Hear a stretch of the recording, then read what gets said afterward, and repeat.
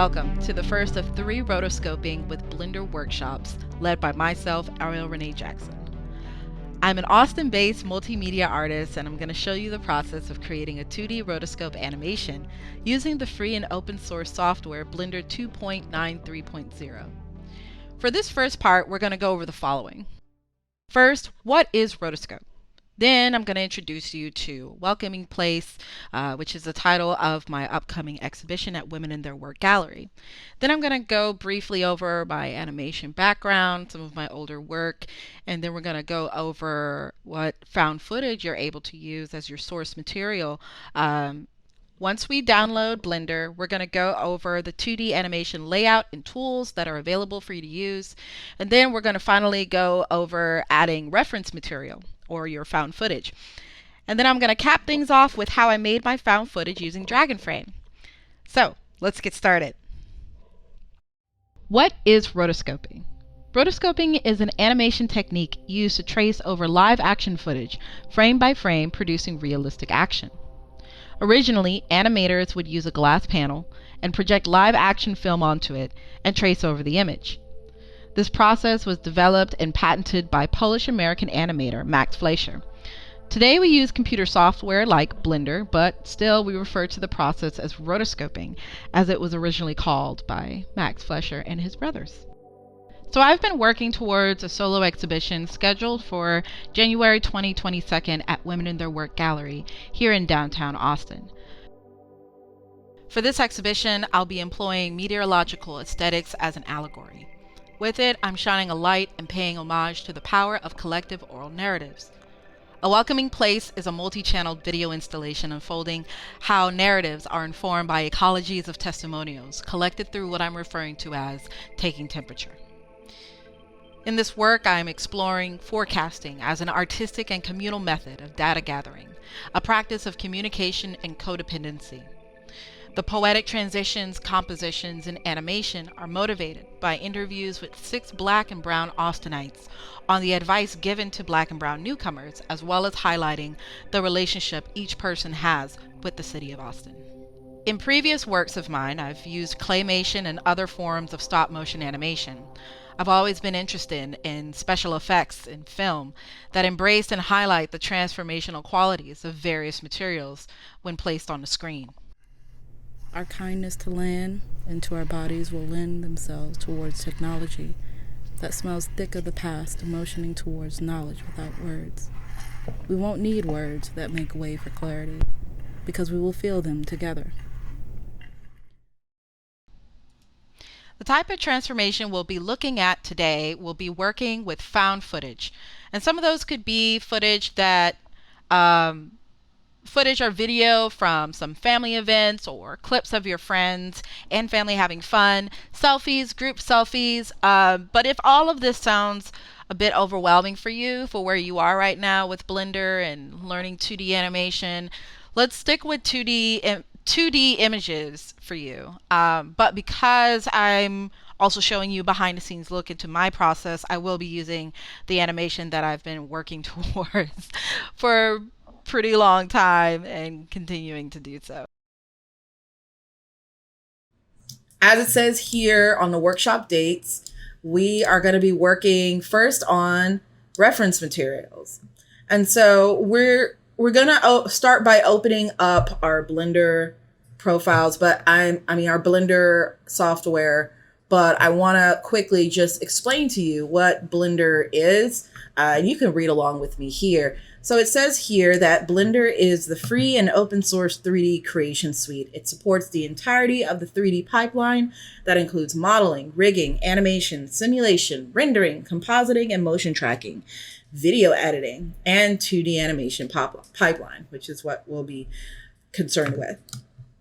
So if you haven't already done so, go ahead and download the most current 2.93.0. So with this being released, there might be some new updates in this one. So we're going to use the most recent software for Blender. All right. So once you have that downloaded, we're going to go ahead and get started. All right. So when you open up your Blender 2.93 for the first time, you're going to get this customary default scene. The first thing that you want to do is to go to File, go to New, and then go to 2D Animation. Click that. So at this point, we should be able to just draw just like this. And so that's sort of the convenience of just going straight to File, New, and selecting a 2D animation. So I'm going to go ahead and just erase that. All right. So real quick, I just want to go over what we're looking at. So you have your tools here where I just went and grabbed my eraser. You can also go back here and grab your pencil tool. And so this is what we're going to use to draw later. There's all these different things you can play around with up here, but don't focus too much on that. The only thing maybe worth bothering with is the strength if you want that to be just 100% dark. So before it was less, and now it's a little bit darker here. All right. So I'm going to go ahead and also this up here, I just, after selecting the eraser tool, there is all these different, very similar to the pencil, but a couple different things that you can change. So what I've just done here is increase the radius. So it's just the size of my eraser and the strength of my eraser, because I just don't want to have to keep erasing. All right, so on our right here, we have these two little areas. Let me just reposition this. Oh, I guess, yeah. So all this gap here, but these are your scene collections. And so essentially you can think of these, if you're familiar with Photoshop, these are your layers. And you have your camera layer here, which is conveniently just like, we can, if we were seeing the camera, we would be able to make it invisible. But it's not in the way, so let's not worry about it. And then here you have all these different, if I just hover my pen, you can see all the titles of each of these little tabs. For instance, here you have your object data properties, which belong to the stroke. You can see it here. This is stroke. And then we have here. And so there are layers inside of each of these strokes that you can define. I want to mention here that the lines and fill layers are simply default, meaning that they don't apply to an effect or anything.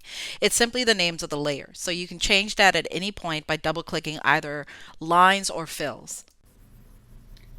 And then we have this timeline down here. This is where all of our keyframes are going to go. Right now we're on the first frame, and there we go. We're on a first frame, and we can see that our stroke layer is right here. And this matches what's in our collection of strokes. This one right here. And you can see that it even mirrors the lines and the fills, and it will toggle back and forth as I'm pressing either one. So let's go ahead and bring in our reference material. Now, what we want to do is first change what mode we're in. Right now we're in drawing mode right here. And so if you click this drawing part that's on your upper left side, and it has a little draw, a little pencil, and it says draw. If you toggle that down, you're going to select object mode. Interesting. What is all that? Anyway, don't know what any of this smudge is. But anyway, what we're going to do is there's these few little toggles, these few little buttons here. We're going to select add, and we're going to scroll all the way down to images and then reference. All right. Now that's going to basically allow us to go ahead and select which file we want to use, whether that's going to be a video file or a 2D image. Now, right now, all I'm going to see is 2D images because that's how my setting is right here. So there's this little, I'm not sure what it's called, but it's a filter file thingy. It says it right there. So we're going to toggle this down, And we're going to leave image files folders checked. What we want to do is select movie files as well. And that's going to allow for our movie files to show up when we're looking for our things. So I'm going to go ahead and grab my stuff. Where is it? Here we go. Stop motion. And no, that's not right. Dragon frame. There we go. First 100 frames. Alrighty. Now I'm going to load my reference image, and here it is. Now, the issue I'm having right now is that my stroke, apparently I didn't erase everything. So before I can do anything to get rid of those marks here, I have to go back to my drawing mode and see it shows up here. It didn't show up back then, which is interesting because I wasn't using white, but I'm glad it showed it to me so I can get it out of the way. With any software program that you're going to be using, you want to just like start off with a project. Like for me, this is my introduction to Blender, and it is through a process that I need in order to finish up my project, A Welcoming Place. So have patience with yourself. Don't feel like you're just not going to get it. Take a break if you're frustrated. Come back later. Animation is all about endurance as well as drawing abilities. But just try not to be too hard on yourself. So I'm using footage that I found online, and it's circa 1950s propaganda type footage of two countries, the US and Britain, and it's educating their publics about the state of their weather technology and how it works. So I printed out a series of frames and painted the bodies or the figures and weather balloon using browns and black gouache paint. This transformation creates visuals to describe the metaphor that I spoke about earlier of taking temperature of your surroundings as a black and brown person for navigating gentrified environments that are potentially hostile. For this, I'm using a stop motion animation software called Dragon Frame. And so once I've photographed my frames, I've exported them out of Dragon Frame as an MP4 file and imported that file into Blender, which I showed you just now. Something I realized just now is that this setting here, let's see, it will hopefully light up.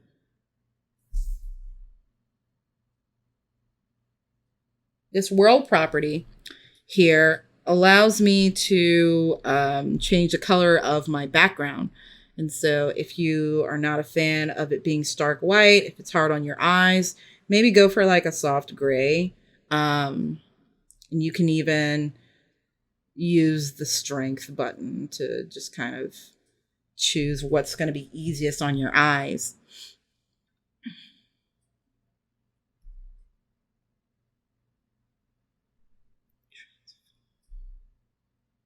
Oh, so one of the things that I try to do my best, especially when I'm working on a large project, is try to at least like title everything. So this is the first 100 frames of my animation. So that's what I'm going to name it. I'm just going to say 100 frames. All right. The stroke here, I'm going to, what am I going to call it? I'm going to call it hair.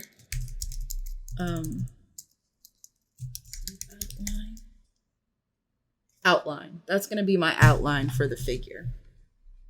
Because later on, we're going to add some color strokes. But this is just going to be the outline.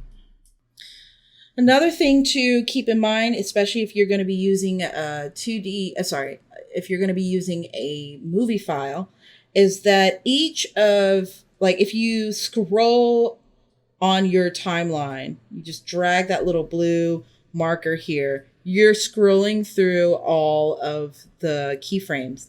But what happens is that it stops at a certain keyframe.